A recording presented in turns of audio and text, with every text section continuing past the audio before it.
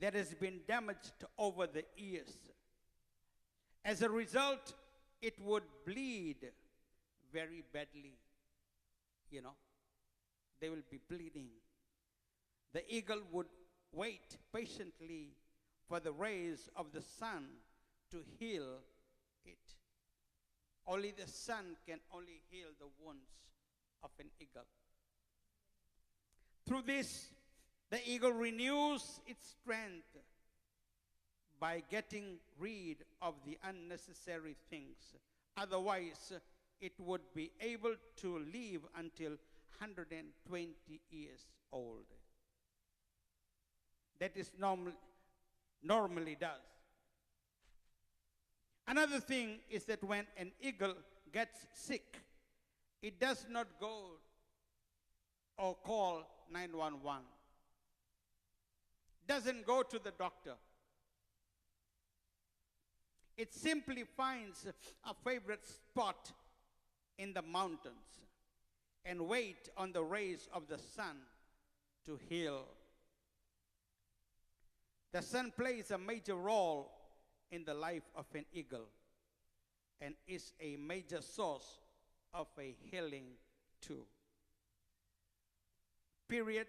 Sometimes in our lives, amen, to rid ourselves unnecessary things and wait until the Lord renews our spirit, cleanses us of divine principles. Renewal is a divine principle where God cuts off the unfruitfulness thing, amen, in us and brings us our fruit. When we get sick, besides going to the doctor, do we also look to the Lord, who plays a major role in our lives as our source of our healing? Glory to God. The other day I went, last Tuesday, I had a surgery on my left hand. I had 2 surgeries here already. Amen. 2 surgeries in my stomach, 1 on my chest, and I'm wondering what is next. The doctors love to cut our bodies.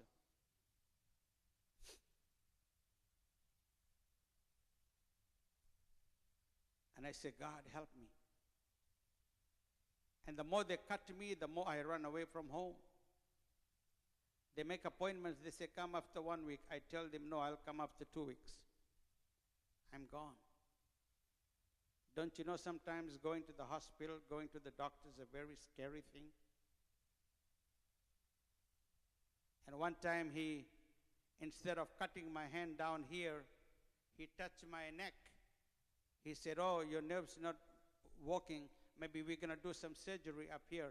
After 2 minutes, he touched my hands, and he said, no, your nerves is working already. The doctors, they try everything, but my God is still alive. Amen. I love my doctor, but I love Jesus more because I can trust in him. And finally, church, this evening, every eagle has to die. Amen? Every eagle has to die. When an eagle is about to die, it will fly to its favorite spot in the mountains, wraps its wings around itself, looks at the sun rays, and then what happens to him? He begins to die. That's how the life of an eagle is.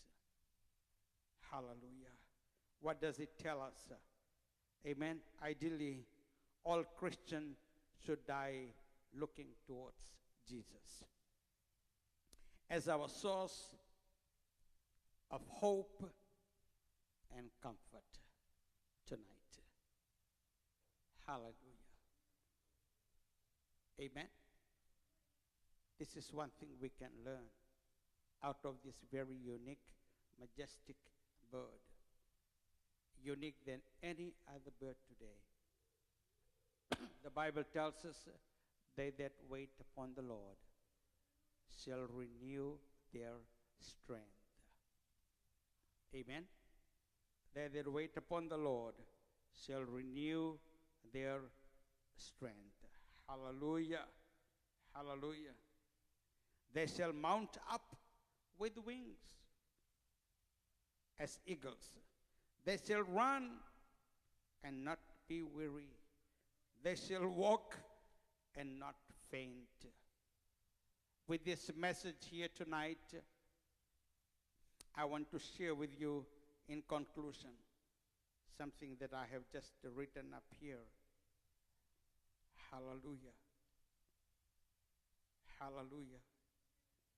Thank you, Jesus. Thank you, Jesus. I'm so blessed.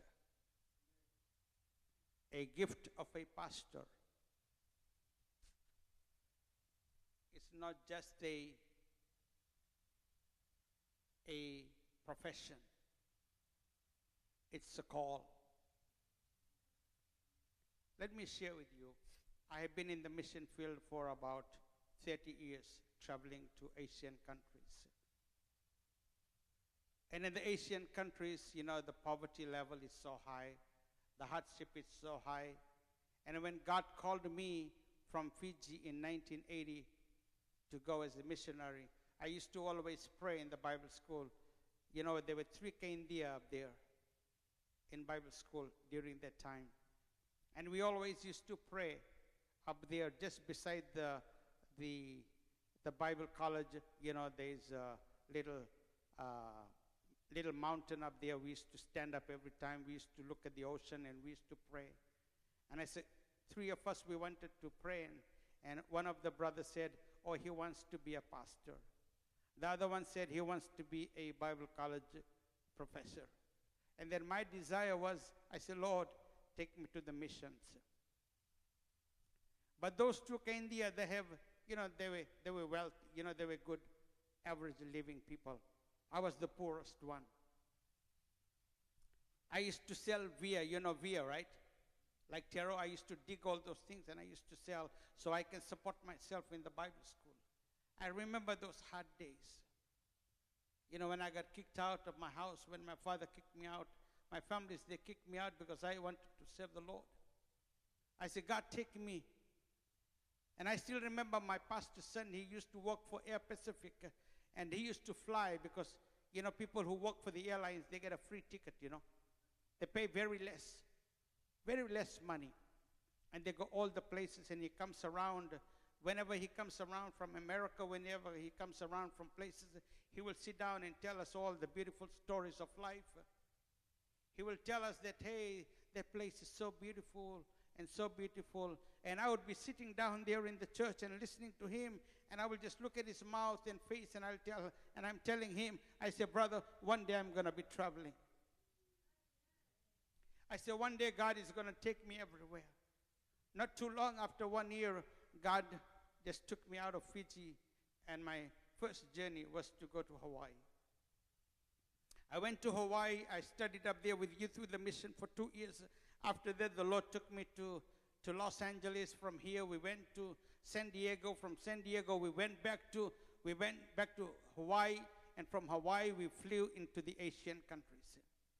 We went to the Philippines. We went to Hong Kong. We went to China. We smuggled Bible into Red China, the communist country. Our life was in danger. In the train, how we carry the backpacks, and we go into the trains, and we just walk from this way. We don't look back. We just go drop the Bible backpacks there, and we come out of the other side. Our life was in danger. But I could see myself, the dreams that God showed me when I was still in the Bible school. I wanted to be an evangelist. I wanted to travel. And God gave the desires of my heart. I began to travel. I've been into very most remote areas in the Philippines where it's been run by the communists, run by the New People's Army everywhere. In 1986, during the coup d'etat in the Philippines, they threw out the President Marcos from there. The crime was going, it was just like a war happening, guns flying, and bullets here and bullets up there. I was there during that time. But I want to let you know something, church. Never try to underestimate the gift of God. Amen. And we did everything voluntarily. I remember when I got married in 1986 to my wife. You know, my allowance for 1 month was only $3. And my wife was pregnant at that time. And I said, Lord, how can we survive with $3 allowance in 1986? But I had faith in God. I have seen the goodness of the Lord. Amen. I stood by the promises of the Lord. I never gave up. I said, God, you brought me here and you will provide for me. And I stayed up there. And then after about a year or so, after my wife got pregnant, I said, Lord, I want to go home. I miss Fiji. And God provided all my way to go to Fiji. My oldest daughter was born in Suva. After that, I stayed, but my heart's desire was to go back to the Philippines. There's a bubbling going inside. Church, you know, when God desires you to do something, don't wait. Don't wait, because, you know, the desire is so crucial in your life. Amen. You got to come to a point where you don't tell what God to do. You better listen what God tells us to do. If you want to tell God what to do, you're going to miss that opportunity in your life. And the Lord said, go back to the Philippines. I sold everything I had. Didn't have much, but I sold everything that I loved. Sometimes God will tell you to sacrifice something that you love the most. Amen. I gave up everything. I just bought one-way ticket to go to the Philippines with my wife and my